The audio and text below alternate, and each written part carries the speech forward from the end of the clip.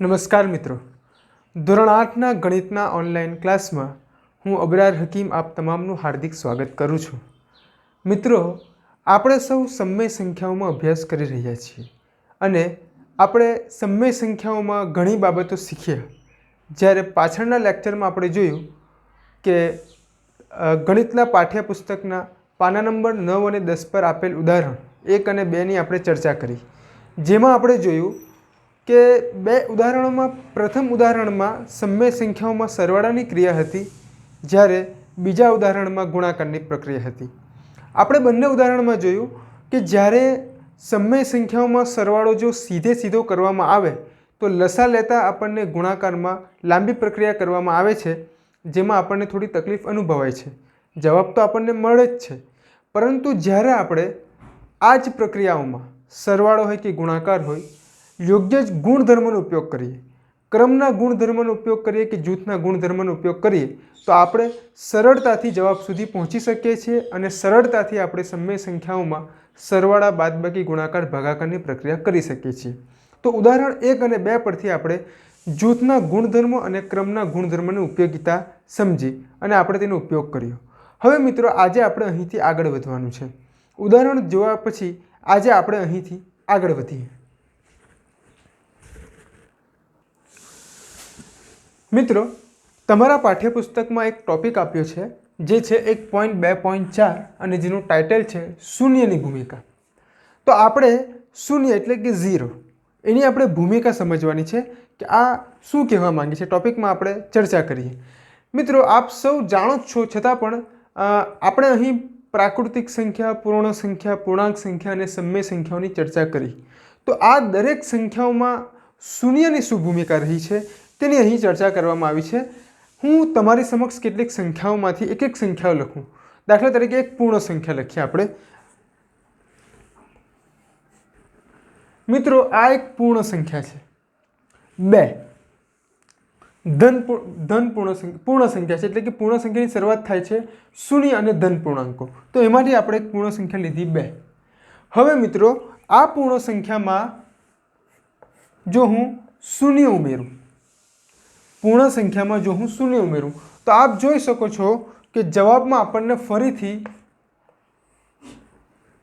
પૂર્ણ સંખ્યા જ મળે છે 2, બરાબર છે। અને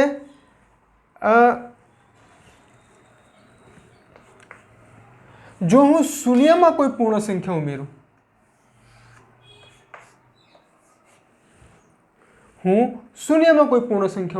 તો ફરીથી આપણને જવાબ મળે છે 2।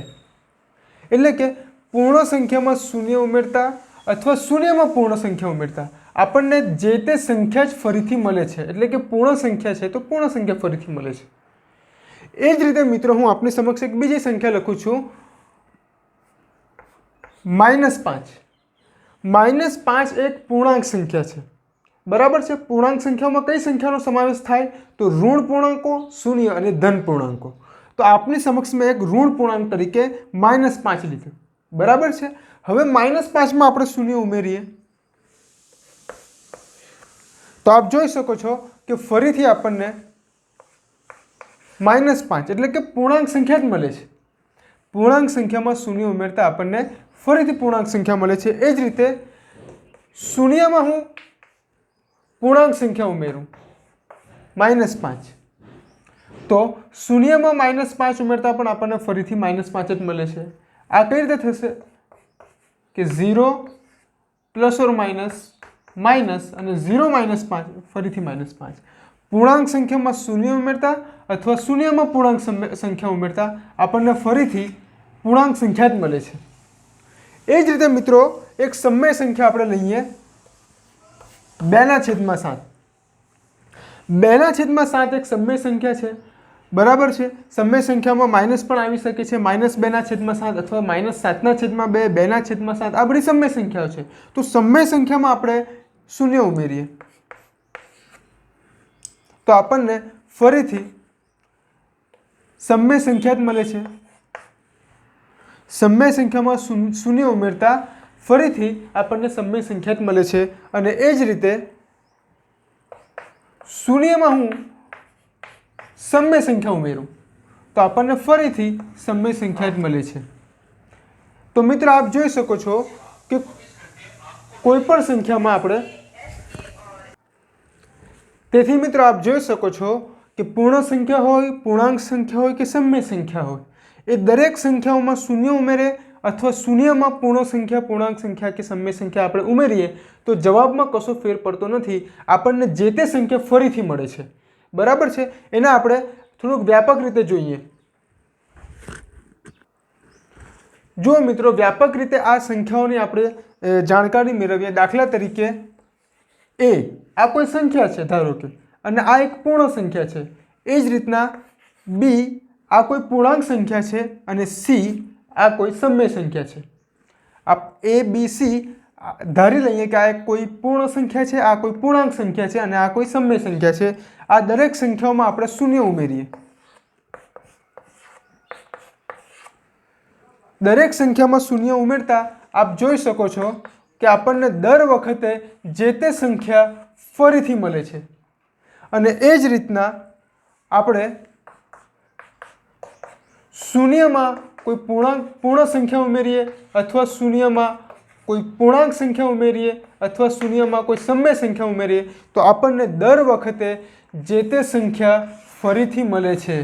તો આ પરથી આપણે તારણ કાઢી શકીએ કે મિત્રો સરવાળાની પ્રક્રિયા માટે, કોઈ પણ સંખ્યા માટે સરવાળાની પ્રક્રિયા માટે શૂન્ય એ તટસ્થ ઘટક છે। તટસ્થ ઘટક છે એનો મતલબ એવો થયો કે કોઈ પણ સંખ્યામાં શૂન્ય ઉમેરતા આપણને ફરીથી જે તે સંખ્યા પ્રાપ્ત થાય છે અથવા જે તે શૂન્યમાં જે તે સંખ્યા ઉમેરતા આપણને ફરીથી જે તે સંખ્યા જ પ્રાપ્ત થાય છે। પૂર્ણ સંખ્યા હોય, પૂર્ણાંક સંખ્યા હોય કે સમય સંખ્યા હોય, આ દરેક પ્રકારની સંખ્યામાં શૂન્ય ઉમેરતા આપણને અંતે નિપજ તરીકે જે સંખ્યા આપણે લીધી હોય તે જ મળે છે। તેથી આપણે કહી શકીએ કે શૂન્ય એ સરવાળાની પ્રક્રિયા માટે, જુઓ પ્રક્રિયા છે સરવાળો, ફક્ત સરવાળાની પ્રક્રિયા માટે શૂન્ય એ તટસ્થ ઘટક છે। તો મિત્રો અહીં આપણા ટોપિકમાં જે શૂન્યની ભૂમિકા છે તેમાં આ જ બાબતની ચર્ચા કરવામાં આવી છે। હવે મિત્રો આપણે આગળ વધીએ। જે રીતે આપણે શૂન્યની ભૂમિકામાં ચર્ચા કરી અને તેના વિશે આપણે જાણકારી મેળવી, એ જ રીતે આપણે એકની ભૂમિકા સમજવાની છે। આ એક ટોપિક છે આપના પાઠ્યપુસ્તકમાં 1.2.5 એકની ભૂમિકા। તો હવે એકની ભૂમિકામાં શું ચર્ચા કરવામાં આવી છે તેની આપણે અહીં ચર્ચા કરીએ। દાખલા તરીકે મિત્રો હું આપની સમક્ષ એક પૂર્ણ સંખ્યા લઉં છું, દાખલા તરીકે 5। 5 એક પૂર્ણ સંખ્યા છે અને આ પૂર્ણ સંખ્યામાં નો ગુણાકાર હું એકની સાથે કરું। પૂર્ણ સંખ્યા 5 નો ગુણાકાર એક સાથે કરીએ તો આપ જાણો છો કે આપણને ફરીથી 5 જ મળે છે, જે તે સંખ્યા જ મળે છે। અથવા એકની સાથે હું કોઈ સંખ્યા પૂર્ણ સંખ્યાનો ગુણાકાર કરું તો આપણને ફરીથી જવાબ 5 મળે છે। એટલે કે કોઈ પૂર્ણ સંખ્યાનો ગુણાકાર એક સાથે કરીએ અથવા એકની સાથે કોઈ પૂર્ણ સંખ્યાનો ગુણાકાર કરીએ તો અંતે આપણને ફરીથી જે તે સંખ્યા જ પ્રાપ્ત થાય છે। બરાબર છે। એ જ રીતે આપણે મિત્રો બીજી એક સંખ્યા લઈએ, દાખલા તરીકે 3/8। આપ જાણો છો કે આ સમય સંખ્યા છે। બરાબર છે। તો સમય સંખ્યા સાથે આપણે એકનો ગુણાકાર કરીએ તો આપણને ફરીથી તે જ સંખ્યા પ્રાપ્ત થશે। અને એકના સાથે આપણે કોઈ સમય સંખ્યાનો ગુણાકાર કરીએ તો પણ આપણને જે તે સંખ્યા જ પ્રાપ્ત થશે। જુઓ મિત્રો, સમય સંખ્યા સાથે એકનો ગુણાકાર કરો અથવા એકના સાથે સમય સંખ્યાનો ગુણાકાર કરો તો આપણને ફરીથી સમય સંખ્યા જ પ્રાપ્ત થાય છે। તો કહેવાનો તાત્પર્ય એ છે મિત્રો કે ગુણાકારની પ્રક્રિયામાં આપણે કોઈ પણ સંખ્યા સાથે એકનો ગુણાકાર કરીએ તો આપણને જે તે સંખ્યા અંતે પ્રાપ્ત થાય છે। આ વસ્તુની અહીં ચર્ચા કરવામાં આવી છે। હવે આપણે અહીંથી થોડું વિસ્તૃત રૂપે આ વસ્તુને સમજવાનો પ્રયત્ન કરીએ। હું પહેલાં આને રફ કરી નાખું છું। મિત્રો એકની ભૂમિકામાં મહત્વની બાબત એ છે કે જ્યારે આપણે શૂન્યની ભૂમિકા જોઈ તેમાં જોયું કે કોઈ પણ સંખ્યા માટે સરવાળાની પ્રક્રિયા માટે શૂન્ય તટસ્થ ઘટક છે, જ્યારે ગુણાકારની પ્રક્રિયામાં એક એ તટસ્થ ઘટક છે। પરંતુ અહીં જ્યારે આપણે આવો શબ્દનો ઉપયોગ કરીએ છીએ કે કોઈ પણ સંખ્યા માટે ગુણાકારની પ્રક્રિયા માટે એક એ તટસ્થ ઘટક છે, શું મિત્રો આવું કહી શકાય? આપણે જાણીએ છીએ કે જ્યારે કોઈ પણ સંખ્યાની વાત આવે તો કોઈપણ સંખ્યામાં શૂન્યનો પણ સમાવેશ થઈ શકે છે, પરંતુ શૂન્યમાં આવું થતું નથી। જો મિત્રો આપણે કોઈ પૂર્ણ સંખ્યા 5 લઈએ અને તેનો 1 વડે ગુણાકાર કરીએ તો આપણને ફરીથી પૂર્ણ સંખ્યા મળે છે, અને 1ની સાથે પૂર્ણ સંખ્યાનો ગુણાકાર કરીએ તો પણ આપણને ફરીથી પૂર્ણ સંખ્યા મળે છે, પરંતુ પૂર્ણ સંખ્યામાં જ 0નો પણ સમાવેશ થાય છે, શૂન્યનો। તો શૂન્ય સાથે 1નો ગુણાકાર કરતાં આપણને 1 શૂન્ય મળે છે, અને એ જ રીતના 1ની સાથે પૂર્ણ સંખ્યાનો ગુણાકાર કરીએ એટલે શૂન્યનો ગુણાકાર કરતાં આપણને ફરીથી શૂન્ય મળે છે। તો જો મિત્રો અહીં આપણે આ બાબત પર આવી શકીએ છીએ કે કોઈ પણ સંખ્યા માટે, તે પૂર્ણ સંખ્યા હોય, પૂર્ણાંક સંખ્યા હોય કે સમય સંખ્યા હોય, 1નો ગુણાકાર કરતાં આપણને ફરીથી જે તે સંખ્યા જ મળે છે। 0 ગુણ્યા 1 0, 1 ગુણ્યા 0 0 આપણને મળ્યું। તો મિત્રો આ પરથી આપણે કહી શકીએ કે ગુણાકારની પ્રક્રિયા માટે 1 એ કોઈપણ સંખ્યા માટે તટસ્થ ઘટક છે। સમય સંખ્યા હોય તો સમય સંખ્યા માટે પણ ગુણાકારની પ્રક્રિયા માટે 1 એ તટસ્થ ઘટક છે, કારણ કે અહીં આપણે જુઓ મિત્રો 0 એક પૂર્ણ સંખ્યા છે, તો એનો 1 સાથે ગુણાકાર કરતાં આપણને ફરીથી 0 જ મળે છે, એટલે કે આ પણ પૂર્ણ સંખ્યા છે, 0નો પણ સમાવેશ પૂર્ણ સંખ્યામાં થાય છે। તો આ થઈ 1ની ભૂમિકા। તો આપણે અહીં 0ની ભૂમિકા અને 1ની ભૂમિકા જોઈ કે સરવાળાની પ્રક્રિયા માટે 0 એ તટસ્થ ઘટક છે, જ્યારે ગુણાકારની પ્રક્રિયા માટે 1 એ તટસ્થ ઘટક છે। અહીં આપણે આ બે ભૂમિકાની ચર્ચા કરી। હવે અહીંથી આપણે આગળ વધીએ। મિત્રો હવે આપણે આગળ જે ચર્ચા કરવાની છે તે છે સંખ્યાની વિરોધી સંખ્યા। હવે આપણે તમારે સમજવાનું છે કે વિરોધી સંખ્યા કોને કહેવાય, તો આપણે અહીં તેની ચર્ચા કરીએ। મિત્રો આપણે જ્યારે પૂર્ણાંકોનો અભ્યાસ કર્યો ત્યારે તેના વિરોધી પૂર્ણાંકનો પણ અભ્યાસ કર્યો છે, તો અહીં આપણે એની જરાક જાણકારી મેળવી લઈએ અને વધારે વિસ્તૃત સમજ મેળવી લઈએ કે કોઈ પણ સંખ્યા હોય તેની વિરોધી સંખ્યા કોને કહેવાય। દાખલા તરીકે આપણી પાસે એક સંખ્યા છે 1। હવે તમને એવું કહેવામાં આવે કે 1ની વિરોધી સંખ્યા કઈ, તો એનો જવાબ આવે -1। હવે એ જ રીતના તમને એવું કહેવામાં આવે કે ભાઈ -2, તો -2ની વિરોધી સંખ્યા કઈ, તો જવાબ આવે 2। બરાબર છે। તો આને વિરોધી સંખ્યા કહેવાય છે, પરંતુ કઈ રીતે કહેવાય, એનું કોઈ વ્યાપક સ્વરૂપ હોવું જોઈએ, એની કોઈ ખાસ વ્યાખ્યા હોવી જોઈએ। તો વિરોધી સંખ્યા એને કહેવાય કે જ્યારે બે સંખ્યાનો સરવાળો કરવામાં આવે અને જવાબમાં આપણને 0 મળે, તો જે સંખ્યા છે તેને આપણે વિરોધી સંખ્યા કહી શકીએ। તો અહીં આપ જોઈ શકો છો કે 1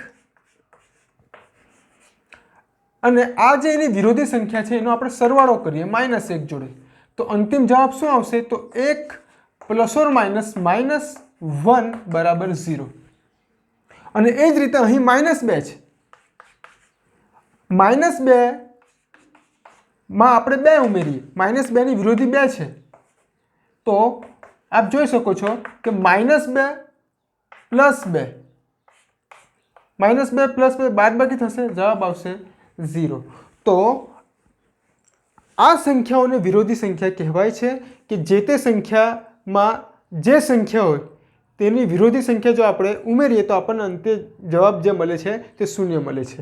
એટલે કોઈ પણ સંખ્યાની વિરોધી સંખ્યા કોને કહેવાય કે આપણને, ધારો કે આ એ કોઈ સંખ્યા છે અને તેમાં આપણે -a ઉમેરીએ એટલે કે આ એની વિરોધી સંખ્યા થશે। કેમ થશે કે a ± a બરાબર 0, અંતિમ જવાબ આપણને 0 મળે છે, એટલે આપણને આપણે એને વિરોધી સંખ્યા કહી શકીએ। બરાબર છે। એ જ રીતના કોઈ સમય સંખ્યા છે 3/8। આ 3/8ની કોઈ વિરોધી સંખ્યા આપણે લખી હોય તો એના આગળ આ ધન છે તો માઇનસ લગાવી દેવાનું। બરાબર છે। તો આ એની વિરોધી સંખ્યા થશે -3/8। કઈ રીતે થશે, તો આપ જોઈ શકો છો કે આપણે પ્લસ કરીએ તો અંતિમ જવાબ 3 - 3 અને છેદમાં લસા 8, 0/8 બરાબર 0, અથવા ડાયરેક્ટ 3/8 - 3/8, આ બંને સરખી સંખ્યા છે, વચ્ચે બાદબાકી છે, ઉડી જશે, જવાબ 0 આવશે। તો આ સંખ્યાઓ વિરોધી સંખ્યા કહેવાય। તો તમને પરીક્ષામાં જો વિરોધી સંખ્યા વિશે પૂછવામાં આવે તો એની જાણકારી આપણે કઈ રીતે ઓળખીશું કે ભાઈ જે તે સંખ્યાની વિરોધી સંખ્યા લખો, તો કઈ રીતે લખવાની, હું તમને અહીં ઉદાહરણ રૂપે આપું કે જો તમને એવું કહેવામાં આવે કે 2ની વિરોધી સંખ્યા લખો તો આપ જુઓ 2 એ ધન પૂર્ણાંક છે તો એની વિરોધી સંખ્યા આવશે -2. બરાબર છે, નિશાની બદલી કરવાની યાદ રાખવા માટે વિરોધી સંખ્યામાં. એ જ રીતના -3/8 આપ્યા હોય અને એવું કહ્યું હોય કે આની વિરોધી સંખ્યા લખો તો જવાબ આવશે 3/8, કારણ કે આ માઇનસની નિશાની છે, આપણે એને પ્લસ કરી નાખ્યા. આ વિરોધી સંખ્યા. બરાબર છે. ક્યારેક આવું પણ પૂછાય કે માઇનસ એ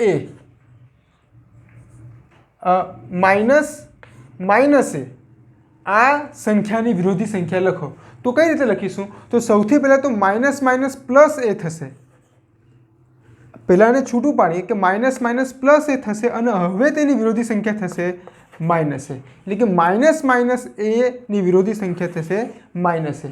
તો તમારે નિશાની બદલવામાં ખાસ ધ્યાન રાખવાની કે વિરોધી સંખ્યા કોને કહેવાય? તો કે જે તે સંખ્યા હોય તેમાં બીજી સંખ્યા ઉમેરતા જવાબ શૂન્ય મળે તો આ સંખ્યાને વિરોધી સંખ્યા કહેવામાં આવે છે. સરળતા ખાતર એટલું યાદ રાખવાનું કે આપણને જે પણ સંખ્યા આપેલી હોય નિશાની બદલીને આપણે જે તે સંખ્યા લખીએ તેને વિરોધી સંખ્યા કહેવાય છે. તો આ થઈ વિરોધી સંખ્યાની વાત. આશા છે આપને સમજ પડી ગઈ હોય. હવે આપણે અહીંથી આગળ વધીએ. મિત્રો હવે આપણે આગળ વધીએ. જે રીતે આપણે વિરોધી સંખ્યાની વાત કરી તે રીતે આપણે અહીં ચર્ચા કરવાની છે વ્યસ્ત સંખ્યાની. ખૂબ જ સરસ ટોપિક છે વ્યસ્ત સંખ્યા. તો વ્યસ્ત સંખ્યા કોને કહેવાય? વ્યસ્ત સંખ્યા દાખલા તરીકે હું એક સમય સંખ્યા લખું છું 8/21. 8/21 આ એક સમય સંખ્યા છે. હવે આ સંખ્યાને હું કેટલા વડે ગુણું કે મને જવાબ મળે 1. જવાબમાં મને જો 1 મળે તો જે તે સંખ્યાને વ્યસ્ત સંખ્યા કહેવાય. તો સ્વાભાવિક છે મિત્રો, અહીં આ સંખ્યાને હું ઉલટી લખી દઉં 21/8 તો એનો જવાબ આપણને મળશે 1. એટલે કે 8/21ની વ્યસ્ત સંખ્યા 21/8 થાય. આપ જોઈ શકો છો કે અહીં 8 8 ઉડી જાય, 21 ઉડી જાય અને અંતિમ આપણને જવાબ જે મળે છે તે 1 મળે છે. એટલે કે 21/8ને વ્યસ્ત સંખ્યા કહેવાય. બરાબર છે. એ જ રીતના -5/7 તમને એવું કહેવામાં આવે કે -5/7 એની વ્યસ્ત સંખ્યા લખો તો કઈ સંખ્યા આવે? તો એની વ્યસ્ત સંખ્યા આવશે 7/-5, કારણ કે આનો જવાબ આપણને મળે છે. જુઓ, -5 ઉડી જશે, 7 ઉડી જશે અને અંતિમ જવાબ આપણને 1 મળશે.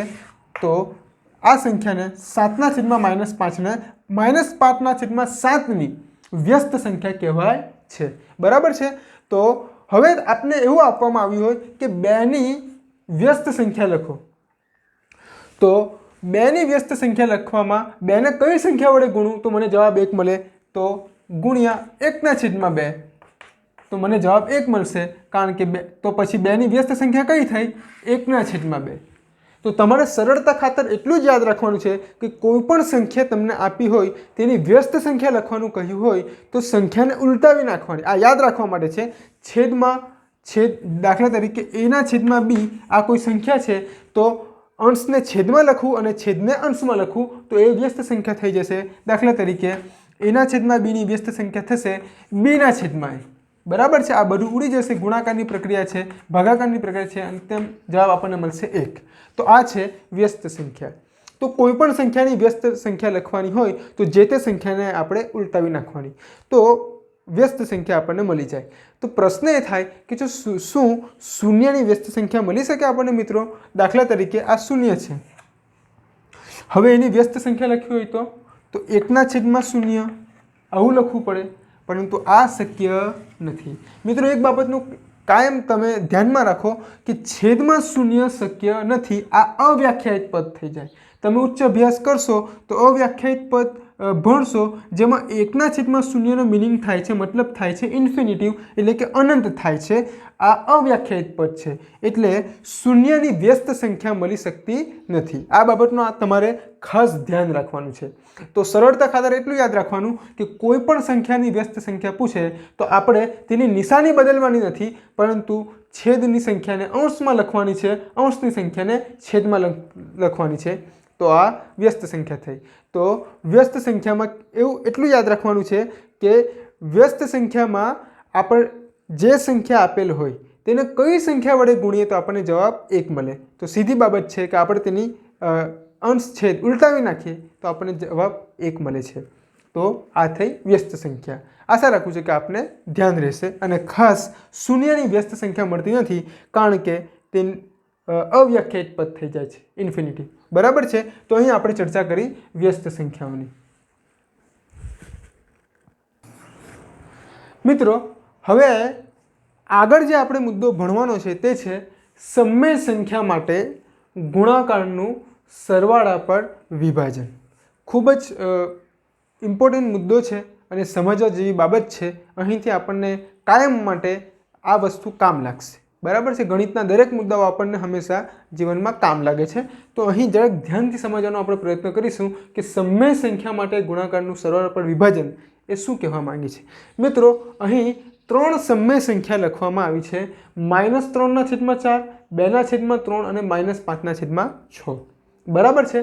आ 3 समय संख्या है। हवे आ 3 समय संख्या वच्चे आपणे गुणाकार अने सरवाळो बंने प्रक्रिया साथे करावीए तो शू फरक पड़े छे तेनी तबक्कावार आपणे माहिती मेळवीए। बराबर छे।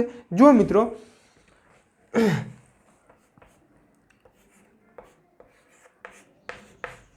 -3/4 नो आपणे गुणाकार करीए छीए अने 2/3 वत्ता -5/6 आ बे संख्यानो आपणे सरवाळो करीए छीए।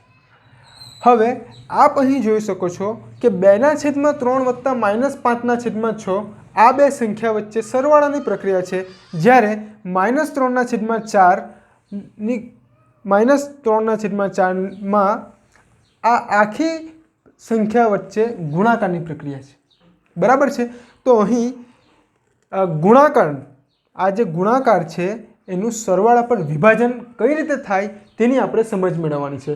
तो पहला मित्रों आपणे जोईए कि आ जे कौंस छे जेमां सरवाळानी प्रक्रिया छे आपणे तेमां पहला सादुं रूप आपीए। बराबर छे। ध्यानथी जुओ मित्रों आपणे समज अंते आपणे समज पड़ी जशे।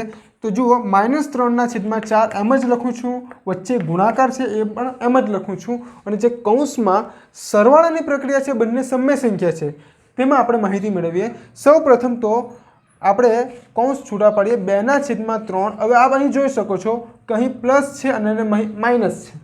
બરાબર છે। તો પ્લસ માઇનસ માઇનસ થશે અને 5/6। આ વસ્તુ આટલી થઈ ગઈ। હવે આગળ ધ્યાન આપવાનું છે કે -3/4 ગુણ્યા।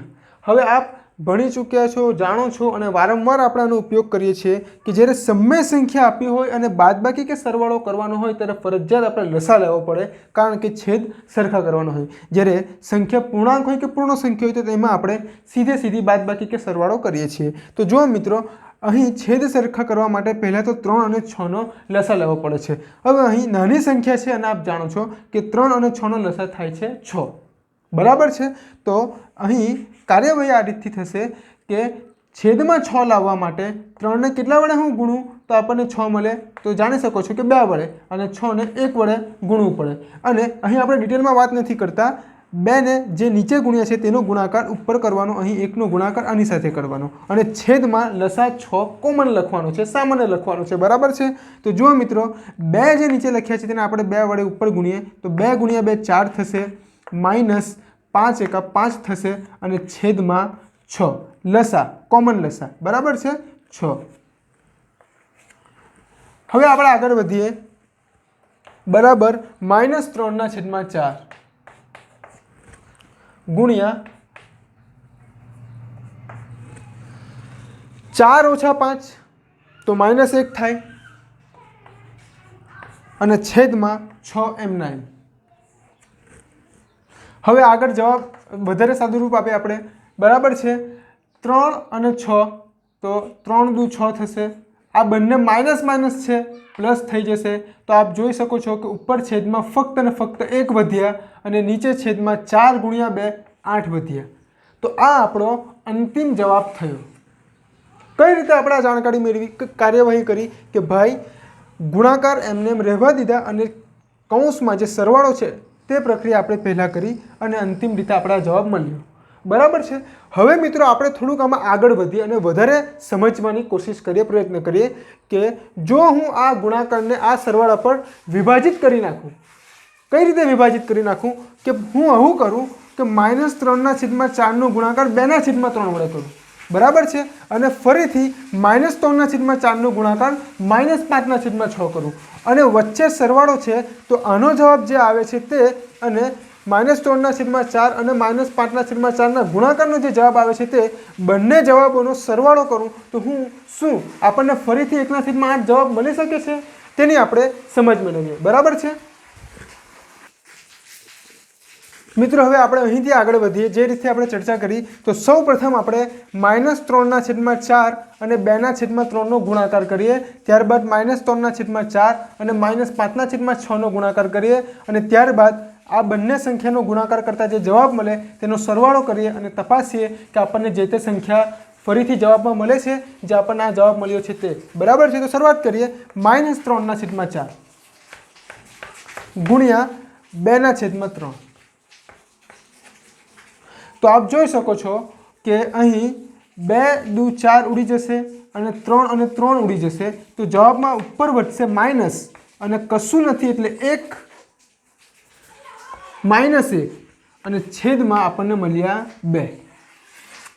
આ બે સંખ્યાનો ગુણાકાર કરતા આપણને જવાબ મળે છે -1/2. એ જ રીતના હવે આપણે -3/4 અને -5/6નો ગુણાકાર કરીએ. તો જુઓ -3/4 ગુણ્યા -5/6. તો આપ જોઈ શકો છો મિત્રો અહીં માઇનસ માઇનસ ઉડી જશે. 3 દુ 6. બરાબર છે. તો આપણને અંતિમ જવાબ મળશે ઉપર કશું નથી 5 વધ્યા અને નીચે 4 દુ 8. આ બે જવાબ આપણને મળ્યા. હવે આ બંને જવાબનો આપણે સરવાળો કરીએ કારણ કે વચ્ચે સરવાળાની પ્રક્રિયા છે. બરાબર છે. જુઓ અહીં આપણે સરવાળો કરીએ છીએ -1/2 વત્તા 5/8. -1/2 વત્તા 5/8. તો સૌ પ્રથમ હવે જ્યારે સરવાળો કરવાનો છે, સમય સંખ્યા છે તો આપણે લસા લેવો પડે. 2 અને 8નો લસા થશે 8. બરાબર છે. તો અહીં 4 વડે ગુણું અને અહીં 1 વડે ગુણું તો 8 થઈ જશે. ઉપર પણ એટલા જ વડે ગુણવા પડે -4. સરવાળો વચ્ચે જેમ છે તેમ અને 5 એકા 5. બરાબર છે. અને છેદમાં લસા કોમન 8. તો અંતિમ જે આપણને જવાબ મળે છે તો 5માંથી 4 જાય તો 1 અને આ છેદમાં 8. તો જુઓ મિત્રો આપણને 1/8 જવાબ મળે છે અને અહીં પણ આપણને 1/8 જવાબ મળ્યો. દરેક વખતે આપણને જવાબ કેવો મળે છે? સરખો મળે છે. તો આ જ અહીં આ મુદ્દામાં કહેવામાં આવ્યું છે કે સમય સંખ્યા માટે ગુણાકારનું સરવાળા પર વિભાજન. તો આપણે આ ગુણાકારનું વિભાજન અંદર કર્યું કે પહેલાં આ બે સંખ્યા સાથે ગુણાકાર કર્યો, ત્યારબાદ આ સંખ્યાનો આ સંખ્યા સાથે ગુણાકાર કર્યો અને અંતે સરવાળો કર્યો તો આપણને જવાબ 1/8 એ જ મળે છે. અહીં પણ જવાબ 1/8 મળે છે. તો વ્યાપક રીતે શું કહી શકાય? તો આપણે હું આને રફ કરું છું અને આપણે વ્યાપક રીતે સમજવાનો પ્રયત્ન કરીએ. મિત્રો આપણે આ 3 સમય સંખ્યાઓ વચ્ચે હમણાં ગુણાકારનું સરવાળા પર વિભાજનની પ્રક્રિયા જોઈ. તો દાખલા તરીકે વ્યાપક રીતે A, B અને C કોઈ સમય સંખ્યાઓ છે તો આ સમય સંખ્યા માટે A ગુણ્યા B વત્તા C. હવે જો અહીં કૌંસ છે આ બંને અને વચ્ચે કંઈ નથી તો આ એ સંખ્યા B વત્તા C જે આખો કૌંસ છે તેની સાથે ગુણાયેલી છે. તો તેના માટે શું કહી શકાય? તો AB એકવાર આની સાથે ગુણાકાર કરો વત્તા AC. આ વ્યાપક રીતે આવું કહેવામાં આવે છે. આવું કહેવાય છે કે A × B વત્તા C એટલે કે A ગુણ્યા B વત્તા C. તો AB વત્તા AC આ બંને ગુણાકારમાં છે, આ બંને ગુણાકારમાં છે અને આ સરવાળો છે જે આપણે અહીં આ સમય સંખ્યાઓમાં જોયું. એ જ રીતના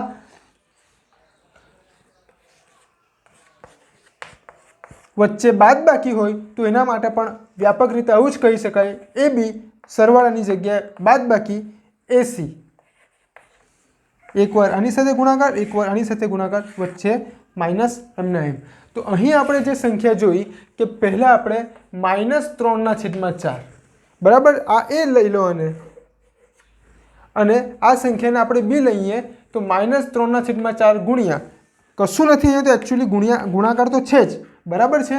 અને આખા કૌંસમાં આપણે લખ્યું 2/3 અને સરવાળો વત્તા આ સંખ્યાને c લઈ લો -5/6 અને કૌંસ પૂરો। તો આનો જવાબ શું મળે?